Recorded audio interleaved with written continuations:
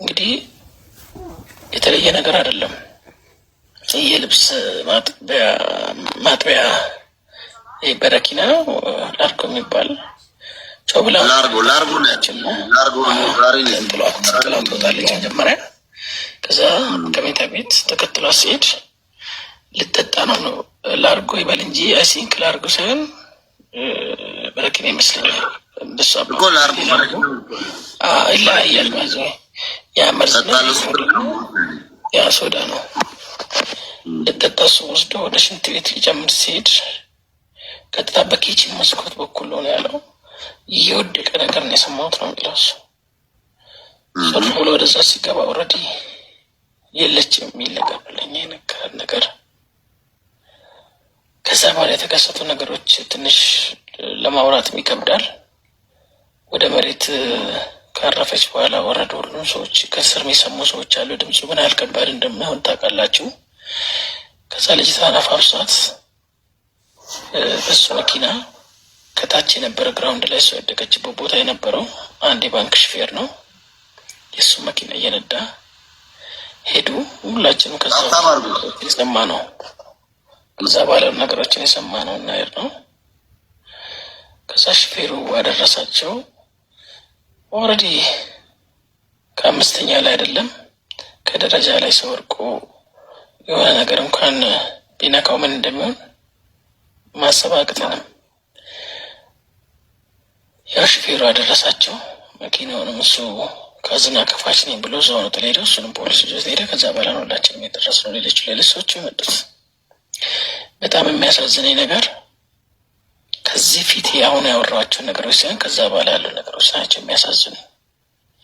ፊቷን አይተናል፣ እንትኗን አይተናል፣ እንደዚህ ነው እንደዛ ነው ብሎ ህሊና የሌለው ልጅ አለኝ እኮ እኔ። ሁላችንም እኛ አካሄድ ሽማግሌ ሳይላክ ብዙ ነገሮች ሳይሆን ከሁሉም ጋር ዳይሬክት ማውጋትም ሆነ ማውራት ትንሽ ይከብዳል እና ከዛ አንጻር ስለ ስራ ነው ሲያወራ ያመሹት። ስልክ ተደውሎልኛል ብሎ ነው ከነገዳጋሚ ወጣው። ወንድሟም ደግሞ የሰጠን ቃል በቃለሁ። ከዛ በኋላ የተከሰቱ ነገሮች ለማንም ሰው ግልጽ አይደለም። ከሰማነው አንደበት ግን ረጅም ሰዓት አብሮ እንደቆዩ አብሮ ሲያወሩ እንደነበረ ሁሉ ነገር ሰላም እንደነበረ ነው።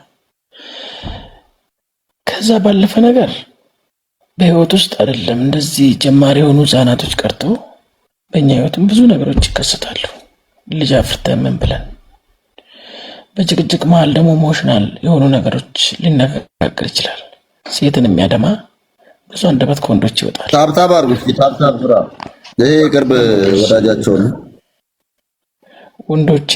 ወንዶች ብዙ ጊዜ ከአንደበታችን የሚተፋውን ነገር ኮንትሮል ላናደርግ እንችላለን። ይሄ ሁሉ ወንዶች ባህሪ ሊሆን ይችላል። ሴቶች ደግሞ ትንሽ ነገር ልባቸውን ሊሰብር ይችላል፣ ተስፋቸውን ሊቆርጥ ይችላል። ከዛ አንጻር ውሳኔያችን ሌላ ሰው የሚጎዳ መስሎን በራሳችን ላይ የምንወስነው ነገር ሌላ ሰውን ሶስተኛ ሰው የምናጠቃ መስሎን የማይሆን ነገሮች ሊከሰቱ ይችላሉና እንግዲህ የተለየ ነገር አይደለም። የልብስ ማጥቢያ በረኪና ነው ላርጎ የሚባል ጮብላ ላርጎ ትወጣለች መጀመሪያ። ከዛ ከሜታ ቤት ተከትሏ ሲሄድ ልጠጣ ነው ላርጎ ይበል እንጂ አይሲንክ ላርጎ ሳይሆን በረኪና ይመስለኛል። እንደሷ ይለያያል ማለት ነው። ያ መርዝ ያ ሶዳ ነው።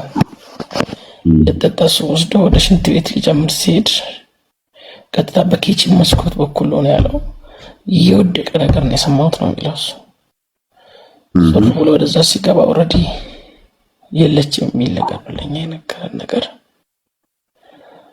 ከዛ በኋላ የተከሰቱ ነገሮች ትንሽ ለማውራትም ይከብዳል። ወደ መሬት ካረፈች በኋላ ወረዱ ሁሉም ሰዎች። ከስር የሚሰሙ ሰዎች አሉ። ድምፁ ምን ያህል ከባድ እንደማይሆን ታውቃላችሁ። ከዛ ልጅቷን አፋፍሷት በሱ መኪና ከታች የነበረ ግራውንድ ላይ እሷ የወደቀችበት ቦታ የነበረው አንድ የባንክ ሹፌር ነው። የእሱ መኪና እየነዳ ሄዱ። ሁላችንም ከዛ የሰማ ነው ነው። ከዛ ሹፌሩ አደረሳቸው። ኦልሬዲ ከአምስተኛ ላይ አይደለም ከደረጃ ላይ ሰው ወርቆ የሆነ ነገር እንኳን ቢነካው ምን እንደሚሆን ማሰብ አቅተንም። ያው ሹፌሩ አደረሳቸው።